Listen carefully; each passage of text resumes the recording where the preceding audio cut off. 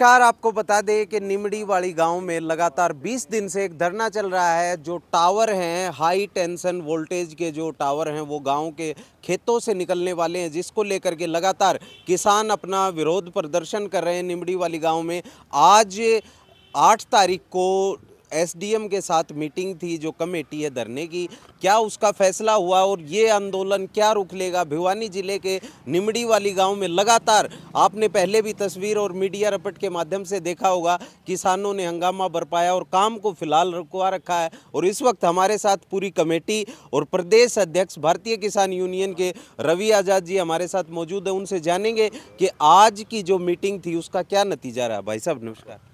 जी नमस्कार, आपके सभी दर्शकों को राम राम। भाई साहब ये बताइए, जो निमड़ी वाली धरना चल रहा है, पहले तो ये बता दीजिए कि किस उसमें चल रहा है। देखिए, नीमड़ी वाली गांव में वहाँ पावर ग्रिड बना हुआ है जी। और 26वीं हाई वोल्टेज लाइन जी। HVPNL की वहाँ से जारी है जी। जो इसरवाड़ से आई है जी। और यहाँ पावर ग्रिड में वो जारी है। जी। और यहाँ पे किसानों को बगैर कोई कंपनसेशन दिए, जी। बगैर उनसे बातचीत करे, जी। पुलिस फोर्स लगा करके जी। और जबरदस्ती खड्डे खोद के फाउंडेशन बनाने का काम शुरू कर दिया। जी। तो यहाँ पे गांव के जो इस आंदोलन का नेतृत्व कर रहे भाई राकेश आर्य, सरपंच साहब हैं लीलाराम जी, और तमाम गांव के लोगों ने वहां पे धरना शुरू कर दिया लाइन के नीचे। लेकिन वो काम बंद नहीं कर रहे थे। तमाम खापों के लोग वहां आ रहे थे, संगठनों के नेता भी आ रहे थे। फिर सभी ने मिलकर के फैसला लिया कि जब धरना चल रहा है तो फिर काम कैसे हो सकता है। किसान की सहमति नहीं है, बिजाई का टाइम चल रहा, आपने जो है ना उसके खेत को खोद के छोड़ दिया, वहां रोड़े बजरी क्रेशर डाल दी। फिर 29 अक्टूबर को सभी ने मिलकर के, जब भारी पुलिस फोर्स थी, और उस काम को बंद करवाया और वहां से इनको भगाया, क्योंकि ये चोरी से घुसे हुए थे। इनके पास कोई अथॉरिटी नहीं है कि बगैर किसान को नुकसान का मुआवजा दिए बगैर, जमीन का मुआवजा दिए बगैर आप किसी के खेत में चोरों की तरह घुस करके उसके खेत को खराब करोगे। और जब ये हाई वोल्टेज लाइन जाती है, जमीन की कीमत घट जाती है। गांव चारों तरफ से बीमारियों से घिरा हुआ है। एक भी घर ऐसा नहीं जिसके ऊपर से लाइन ना जारी हो, 1 एकड़ जमीन ऐसी नहीं जिसके अंदर हाई वोल्टेज टावर ना लग रहा हो। लेकिन कोई सुनने के लिए तैयार नहीं है। सरकार तो कुंभकर्णी नींद में सोई हुई है। 29 को काम बंद करवाया, लगातार वहां पिछले 20 दिनों से मजबूती से धरना चल रहा है। फिर 4 नवंबर को कमेटी की बैठक हुई और कमेटी की बैठक में फैसला लिया गया कि लगभग 5 दिन बीत गए, प्रशासन बातचीत करने के लिए तैयार नहीं है। फैसला लिया कि भाई आगामी 10 नवंबर को यहां इसी धरने पर महापंचायत रखेंगे, सभी किसानों को बुलाएंगे, खापों को बुलाएंगे, किसान नेताओं को बुलाएंगे, संगठनों को बुलाएंगे, क्योंकि हमारी किसान की लड़ाई कोई संगठन की या कोई झंडे की लड़ाई नहीं होती। सब संगठन लड़ाई लड़ते हैं, लेकिन जब कोई आंदोलन शुरू होता है तो फिर हम सारे मिलकर के लड़ाई लड़ते हैं। और ये गांव की लड़ाई है, नीमड़ी वाली गांव के खेत को, गांव को बचाने की, नस्ल को बचाने की लड़ाई है। तो 10 तारीख को महापंचायत का फैसला ले लिया। अब कल प्रशासन का मैसेज आया राकेश जी के पास कि हम बातचीत करना चाहते हैं। बातचीत से हम कभी नहीं भागते। आज लगभग 11 बजे मीटिंग शुरू हुई। पहले तो डीसी साहब सूचना मिली कि वो किसी तारीख पे हाई कोर्ट गए हैं, उन्होंने एसडीएम को अपॉइंट करा, HVPNL के अधिकारी आ रहे हैं। पहले तो जाते ही जो PSO है वो कहता है कि इंतजार करो। फिर एसडीएम को अपनी जो है IAS होने का उसको बड़ा गुमान घमंड हो रहा है, वो बदतमीजी करता है। फिर जब उनको खींच तान के ठीक किया, फिर मीटिंग शुरू हुई। लगभग 2 घंटे मीटिंग चली। हमने बिल्कुल इस बात को स्पष्ट कर दिया कि केंद्र सरकार ने केवल हाई वोल्टेज टावरों के लिए डायरेक्शन दे रखी है राज्य सरकारों को, कि राज्य सरकार इस पे कानून बनाए। लेकिन हरियाणा में कोई कानून नहीं बना हुआ। हम लगातार मांग करते हैं, हम मांग कर रहे हैं कि भाई केवल टावर के अंदर का एरिया नहीं, 34 मीटर के कॉरिडोर में आप ईंट भी नहीं लगा सकते खेत में, जहां से टावर लगता है, जहां से वायर गुजर रहे हैं। हम कह रहे हैं मार्केट रेट के हिसाब से आप जो है ना टावर का मुआवजा दें, आप वायर जा रहे हैं उसका मुआवजा दें, जो फसलें बर्बाद हो रही है उसका मुआवजा दें, अगली फसल बो नहीं सकते उसका मुआवजा दें। और ये मुआवजा अगर कानून हो तो लगभग 50 लाख रुपए बनता है। हमने मांग रखी 25 लाख की, या मीटिंग में भी बताया हमने 25 लाख की डिमांड है। पिछले दिनों टाटा की लाइन यहां आई थी, वो करीब करीब 20 से 25 लाख रुपए दे करके गई, उसका भी विरोध हुआ था, क्योंकि गांव और खेत तो बर्बाद हो रहे। थोड़ा किसानों को उनका हक मिल जाएगा तो उनकी आगे की जिंदगी का, उनका बच्चों का भविष्य तो बचेगा। फिर इन्होंने टाइम मांग लिया, 2 घंटे मीटिंग चलने के बाद बोले जी 3 बजे फिर बातचीत करेंगे। हमने कहा भाई हमने तो 10 रास्ते दे दिए चलने के लिए, हम बातचीत से समाधान चाहते हैं। आंदोलन भी होंगे और बातचीत से उसका समाधान भी होगा, और नहीं तो हमने 10 तारीख को महापंचायत रख रखी है, उसमें महापंचायत फैसला लेगी। जो फैसला लेंगे उसके ऊपर हम गर्दन तक कटवाने के लिए तैयार हैं, एक कदम पीछे नहीं हटेंगे। 3 बजे दोबारा बुला लिया, अभी वहीं से हमारे हैं ऑफिस से। पिछले दिनों फिर इनकी मीटिंग एक HVPNL के साथ हुई, उसमें उन्होंने कहा प्रति टावर 5.5 लाख रुपए देंगे। आज 2 बार मीटिंग होने के बाद, इतनी लंबी मैराथन एक्सरसाइज करने के बाद HVPNL के अधिकारी और SDM कह रहे हैं कि 5.5 लाख नहीं, पूरी 2 लाख रुपए मुआवजा मिलेगा, उसमें टावर उससे भी नीचे आगे 5.5। इनका चीफ कह रहा था HVPNL का कि 5.5 दे देंगे, DC कह रहे थे 5.5 दे देंगे। अब 5.5 तो छोड़ो, ये तो 3.5, ये तो 3.25 लाख रुपए कम और कर दिए। यानी कि इनके दिमाग में दिक्कत है, सरकार का इलाज करना पड़ेगा। ये हाई वोल्टेज टावरों की समस्या पूरे देश की है, पूरे प्रदेश में है ये समस्या। अब इंडियन ऑयल की लाइन आ रही है चरखी दादरी की तरफ से, गैस की पाइपलाइन आ रही है, यानी कि जमीन किसान की छोड़नी नहीं है, उसको जमीन से बेदखल करना है।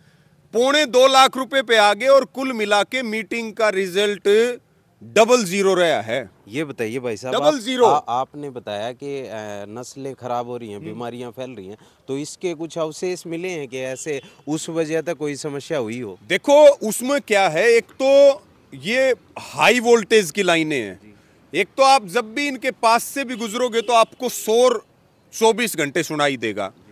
फिर इसके नीचे जब किसान खेती करता है तो अगर वो नंगे पैर है तो उसको करंट महसूस होगा। मानसिक रोगों को ये बहुत बढ़ाता है। आप लाइन के नीचे 1 घंटे खड़े हो जाओ। SDM कह रहा था नहीं मैं भी इलेक्ट्रिकल इंजीनियर हूं, हम सोच रहे थे आप केवल पढ़े पढ़े हो, प्रैक्टिकल ज्ञान नहीं है। आप उस लाइन के नीचे 1 घंटे खड़े हो जाओ, आप भी नहीं कहोगे कि कोई भाई दिमाग का डॉक्टर कन मन भी जाना पड़ेगा। वहां पे ओस वगैरह पड़ेगी। हाइट इस लाइन की 20 फुट है, 20 फुट ही बचेगी लगभग। जहां क्रॉसिंग होगी वहां 20 फुट हाइट बचेगी। रूल ये कह रहा है 15 फुट से तक तो ये वैसे ही खींच लेती है लोहे को। तो अगर मान लो यहाँ जैसे पूरा फुहारा सिस्टम है, फुहारे से पानी लगता है, अगर किसान अपने खेत में लाइन बदल रहा है गलती तो पाइप तो उठाना पड़ेगा ना, तो वो तो वहीं ढेर हो जाएगा। अकेले नीमड़ी वाली गांव में 20 कैंसर के मरीज हैं और ना जाने कितने लोगों की डेथ हो चुकी है। बच्चे पैदा हो रहे हैं, अभी बात कर रहे थे हमें, उनके भी मतलब शरीर के जो अंग हैं वो पूरे विकसित नहीं हो पाते, पशु बांझ हो रहे हैं। अब ये समस्या तो आपको लग रहा है कि ये वो हाई वोल्टेज जो वायर गए हैं उनके कारण ऐसी समस्या आ रही है? बिल्कुल होगी समस्या। और अगर ये सच है तो ये तो बहुत ही भयावह है आने वाली पीढ़ियों के लिए। जैसे मोबाइल के टावर लगे, कितने पक्षी उड़ते थे, चिड़िया है, दूसरी आज आपको देखने को मिलते हैं। ये तो छावनी बन रही पूरी, आधे भारत में बिजली जा रही है यहाँ से नीमड़ी वाली ग्रिड से, और पाकिस्तान के बॉर्डर तक बिजली जा रही। सरकार को कोई चिंता नहीं। हमने कहा भाई इसमें एक तो गाँव को फ्री बिजली दी जाए, एक जो है गाँव को और बहुत सारी सुविधा है जो इनको देनी चाहिए, हॉस्पिटल की, स्कूल की, गलियों की, पार्क की, कोई व्यवस्था गाँव में नहीं देते। अपने क्वार्टर बचा लेंगे, हम चाहे मरे चाहे कुछ भी करें। वहां ग्रिड में आप देख लो जाकर के, जहां ये रहते हैं वहां एक भी लाइन नहीं मिलेगी।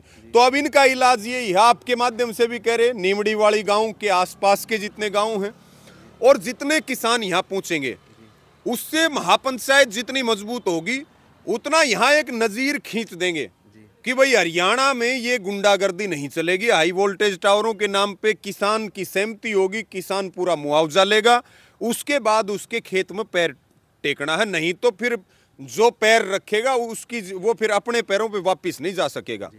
लाइन का काम बिल्कुल नहीं होने देंगे, पहले मुआवजा लेंगे फिर लाइन का काम होगा। अब इन्होंने तो हाथ झटका दिए कि हमारे पास तो इतना पैसा नहीं है, तो हमने भी इस बात को स्पष्ट कर दिया कि फिर लाइन का काम नहीं होगा। ना पुलिस करवा सकती, ना प्रशासन करवा सकता, ना डरा धमका करके आप वो काम करवा तो ये सकते। प्रशासन का कहना है या कंपनी का कहना है? ये वैसे तो सारी कंपनी है, ये सारे प्राइवेट हो रहे, दक्षिण हरियाणा, उत्तरी हरियाणा, HVPNL, इनके शेयर हैं। जिसके शेयर मार्केट में आगे आप अच्छी तरह से जानते हो, वो सरकारी कहाँ से रही? वो सरकारी तो है ही नहीं। ये फिर लाइन बेच देंगे अडानी को, अंबानी को, टाटा को।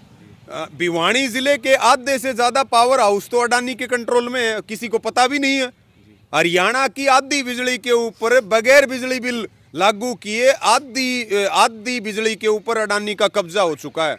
और ये स्थिति पूरे देश की है। जमीन हमारी और लाइन अडानी और अंबानी की फ्री में लेकर के जाएंगे। हमारा 50 लाख का किला 15 लाख का हो जाएगा और जान हमारी हथेली के ऊपर रख रखी है। खेत हमारे बर्बाद हो रहे हैं। नहीं, ये एक बात और भी है ना, जो दावा किया जाता है कि भाई डेवलपमेंट के लिए आवश्यक हैं चीज़ें, हाँ। तो उसको कैसे देखते हैं? ये तो अगर आप कह रहे हैं कि गुंडागर्दी नहीं चलेगी, ये वायर नहीं जाने देंगे, तो फिर वो डेवलपमेंट की बात पीछे छूट जाएगी हम ना? डेवलपमेंट के विरोधी नहीं है, लेकिन आप एक बात बताओ, प्रदूषण हो जाए तब भी किसान अभी पराली वाला मुद्दा चल रहा है, जबकि भारत सरकार खुद कहती है 3% जिम्मेवार है किसान तो टोटल प्रदूषण का।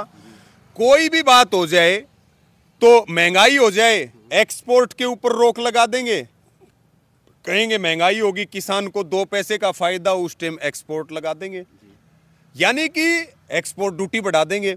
अब लाइन रोक दी तो कहेंगे कि किसानों ने लाइन। हम विकास के विरोधी नहीं है, लेकिन हमें उजाड़ करके जो विकास किया जा रहा है वो इस देश के लिए कोई काम का भी नहीं है। तो क्या मानते हैं, मौजूदा सरकार किसानों के हित में काम नहीं कर रही? नहीं, किसान का तो कह भी नहीं जानती मौजूदा सरकार।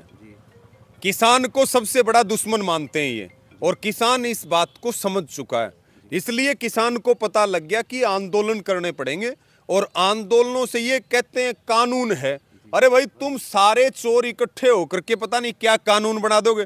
हम गलत कानून को नहीं मानते, हम ठीक कानून को मानेंगे, गलत कानून को नहीं मानते। खेत हमारे हैं, हमारी परमिशन के बगैर खेतों में नहीं आ सकते।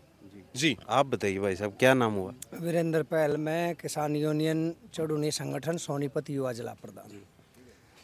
अब इस प्रक्रिया को पूरा जानने के बाद, सुनने के बाद, ये कि जो श्री रामचंद्र भगवान जब समुद्र को लांघने के लिए समुद्र की आराधना कर रहे थे, जब लगातार 7 दिन आराधना करी और श्री रामचंद्र भगवान की प्रार्थना आराधना समुद्र ने नहीं सुनी, तो श्री राम ने भी अपना धैर्य का त्याग करके धनुष उठा लिया था। लेकिन किसान है कि धैर्य और शांति के वो हमेशा इसकी तरफदारी करने वाले रहे। 750 किसानों की शहादत देने के बाद भी हमने धैर्य नहीं त्यागा। लेकिन अब यहाँ जो व्यवस्था हमने देखी है, एक पुलिस का SHO, एक सिपाही, एक बाहर जो सिक्योरिटी गार्ड खड़ा है SDM के या SDM खुद, उन सब का जो रवैया है वो किसानों के साथ बदतमीजी भरा है। किसानों को दबाने का प्रयास करने की कोशिश कर रहे हैं, उनको धमकाने की कोशिश कर रहे हैं, और कहीं ना कहीं ये प्रतीत होता है कि जो अधिकारी बैठे हैं वो बिजली कंपनी के ही कोई एजेंट बैठे हैं। तो हम उनसे कहना चाहते हैं, प्रशासन से कहना चाहते हैं, ये मसला जैसे भी सॉर्ट आउट होगा, लेकिन जो आप लोगों का रवैया है, जो व्यवहार है, जो किसानों को धमकाने डराने का प्रयास किया जा रहे हो, आप इसको बदलिए। किसी को अनुमति नहीं है, हमारे पदाधिकारी हैं, इनके खिलाफ इस तरह का बदतमीजी भरा व्यवहार ऑफिस में किया जा रहा है, कौन बर्दाश्त करेगा? एक आम किसान की भी अगर यहाँ पर बेइज्जती करी जाएगी, उसको डराया जाएगा, धमकाया जाएगा, तो हम बिल्कुल स्वीकार नहीं करेंगे। आपका क्या नाम हुआ सर? लीलाराम, सरपंच प्रतिनिधि निमड़ी। गांव का कितना समर्थन मिल रहा है इस धरने को? सारा पूरा ही मिल रहा है, पूरा गांव का ही है, आस पड़ोस के गांवों का भी है। सारे गांव इकट्ठे हो चुके हैं और खापों के सांगवान खाप से, फोगाट खाप से, सारी खापों से आ रहे हैं। सारे संगठनों से यहाँ पर आ रहे हैं। सभी संगठनों, अब 10 तारीख को महापंचायत है, उसमें सभी खापें, सभी संगठन सब मजबूती के साथ अड़ोस पड़ोस के जितने भी गांव लगते हैं सारे गांव आएंगे। आप बताइए राकेश भाई, लगातार आंदोलन आप करते रहते हैं, पहले भी निमड़ी आड़ी में आपने आंदोलन किए हैं, तो क्या लग रहा है प्रशासन का क्या रवैया, क्या रुख है, और क्या ये मसला समाधान की ओर जाएगा या इसी प्रकार धरना चलता रहेगा? सोमवीर भाई, मैं आपको स्पष्ट क्लियर करना चाह रहा हूँ, प्रशासन का रुख व सरकार का रुख बेरुखा है। और वो जानबूझ के, या तो पता नहीं उनको घमंड हो गया कि कुछ ना कुछ भाई ये एक गांव है इसको हम रोन देंगे या ये लाइन निकाल देंगे। बाकी दूसरी रही इतनी लाइनों की बात, आपको मैं बता दूँ, मेरे पास प्रूफ है। WHO ने गाइडलाइन जारी कर रखी है कि जहाँ से हाई टेंशन ये लाइनें जाएंगी उसके अंदर मतलब इतनी बीमारियां हो जाएंगी, सर दर्द हो जाएगा, ये गर्भपात होने लगेगा, पशुओं में पहले दिखाई देगा रिजल्ट, और उसके बाद में उसके रिजल्ट हमारे गांव में आने भी शुरू हो गए। और ये आपको एक बात बता दूं, 2015 में भी लड़ाई शुरू हुई थी, तो उस टाइम एक DGM था भिवानी पावर ग्रिड का, उसने मुझे बुला के स्पष्ट कहा था, आर्य साहब आपकी हमारे तो हाथ बंधे हुए हैं, मैं आपको एक स्पष्ट बता के जा रहा हूँ, इस गांव में रहने लायक हालत नहीं है। जो पावर ग्रिड के आसपास के गांव है, ये यहाँ पे ये सरकार इनको खाली करवा के और यहाँ पे कोई और प्रोजेक्ट लगा दे और इन गांव को खाली करवा के कोई ज़मीन दूसरी जगह दे दे तो बिल्कुल अच्छा रहेगा। तो क्या लग रहा है आपको, हरियाणा सरकार जो मानव जीवन को ताक पे रख करके डेवलपमेंट की ओर बढ़ रही है? बिल्कुल, ये तो आज इन बातों से लग ही रहा है। मैंने जो मेरी बात हुई CM साहब से भी, जो SKM की मीटिंग होती है उसमें मैं कई बार गया हूँ और ये मुद्दा वहाँ भी उठा है, यहाँ प्रशासन से भी उठा है। अब अपने जो यहाँ के सांसद हैं धर्मवीर सिंह, उनसे ही मिले हैं, स्थानीय विधायक हैं घनश्याम BJP के, उनसे ही मिले हैं। तो हमने तो ये मांग रखी है जी, हमें हमारे गांव की जैसी ज़मीन है ना, ऐसी ज़मीन चाहे हमें पाकिस्तान के बॉर्डर के नज़दीक बाड़मेर जैसलमेर में दिलवा दो, पर प्लीज़ ये ज़मीन एक्वायर करके और हमें ये बताइए राकेश भाई, इसका कोई आपके पास साक्ष्य है या फिर ऐसे ही आरोप लगा रहे हैं? ये कोई बायोलॉजिकल समस्या भी हो सकती है, जो बच्चों का बताया, कैंसर का बताया, तो आपको क्यों लग रहा है कि उसी कारण ये सब हो रहा है? ये बिल्कुल इसमें मैं बता रहा हूँ, आप मेरे गांव में देख लो, पशु में पहले कोई बीमारी नहीं आती थी, ये मैं कह रहा हूँ DGM साहब ने बताई हैं। 2015 में ये लाइनें आनी शुरू हुई थी, उसके बाद मेरे गांव में मतलब हर पशु एक बार हम मोल लेके आते हैं, दूसरी साल वो आगे का नहीं होता और उसको हमने वैसे देनी पड़ती है। और यही हालत पशुओं में, उन्होंने कहा था कि पशु पक्षियों में पहले रिजल्ट होगा। मेरे गांव में चिड़िया, अपने हर गांव में देसी चिड़िया मिल जाएंगी, मेरे गांव में चिड़िया नहीं है, पक्षियों की संख्या घट रही है, पशु बीमार रहते हैं और लगभग आज के दिन 20-22 पेशेंट कैंसर के हैं, जिनमें से एक मेरी भाभी भी है, क्योंकि वो खेत में काम करते हैं, हम गए तो गए, हो सकता है मतलब ये और भी आगे बढ़ जाए। तो मैं आपको सच बता रहा हूँ, रिजल्ट है ये, कोई झूठ। WHO पे आप सर्च कर सकते हो, इलेक्ट्रिक वायर का कितना खतरनाक दुष्प्रभाव पड़ता है और ये बहुत बुरी हालत है। और एक अभी बच्चा हुआ है, 2-3 बच्चे हैं मेरे गाँव में, एक के पैर पतले हैं तो एक के दिल की धड़कन नहीं है, इस टाइप के रिजल्ट भी अब बच्चों में भी आने लगे हैं। तो देख सकते हैं साथियों, बहुत ही भयावह है अगर ऐसे जो आरोप प्रशासन और सरकार पर लगे हैं कि मानव जीवन की, मानव स्वास्थ्य को ताक पर रख करके सरकार हाई टेंशन, जो हाई वोल्टेज पावर ग्रिड बनाने का काम किया है निमड़ीआड़ी और उसके आसपास के गांव में। गांव वालों ने बताया कि उसके जो दुष्परिणाम हैं, वो जो परिणाम है वो बहुत ही भयावह हैं और ये जांच का विषय है। अगर ऐसा है तो इसकी निश्चित तौर पर जांच होनी चाहिए और